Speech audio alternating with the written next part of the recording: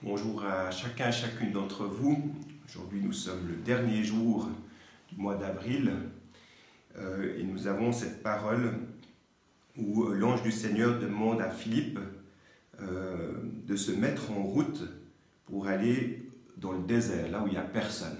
C'est étonnant que l'ange du Seigneur demande quelque chose à Philippe et lui demande d'aller à un endroit où il n'y a personne. Et ce qu'il y a d'incroyable, c'est que Philippe y va, comme une sorte de motion intérieure qui fait qu'il croit cette parole et qu'il y va.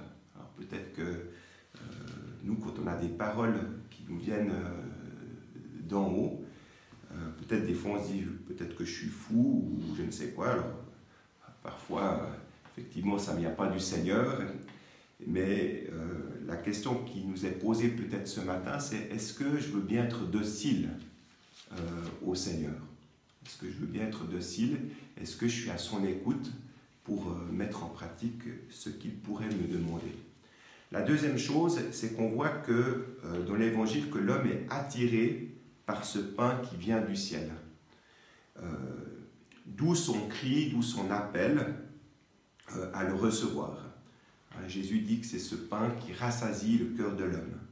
Alors déjà, c'est magnifique, je pense, de voir tout le peuple de Dieu qui commence à se réveiller, à réclamer l'Eucharistie, qui est ce seul aliment, dit Jésus, capable de nous rassasier.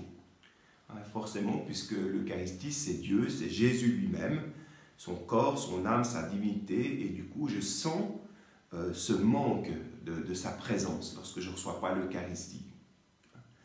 Alors en réalité, je pense que tous les hommes réclament ce pain qui vient du ciel, tous.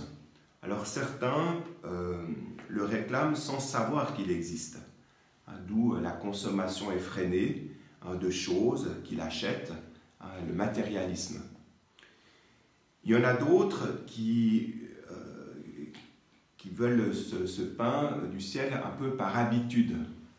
Par habitude, c'est-à-dire par tradition, ce qui n'est pas mauvais, ils sont quand même nourris, mais voilà, c'est plus une habitude. Je fais parce que je suis habitué à y aller, et puis voilà, c'est une bonne habitude, mais il n'y a rien de plus, c'est une sorte de tradition. Et puis il y en a d'autres qui réclament l'Eucharistie par amour d'être en intimité avec le ressuscité. Alors dans le premier cas, pour terminer, dans le premier cas, il est urgent d'évangéliser le monde, puisque tout le monde cherche Jésus. La nourriture qui rassasie existe. C'est pour ça que nous sommes invités à évangéliser. Dans le deuxième cas, il est urgent de se repositionner face à l'Eucharistie. Je reçois quelqu'un pour que je puisse être un tabernacle vivant.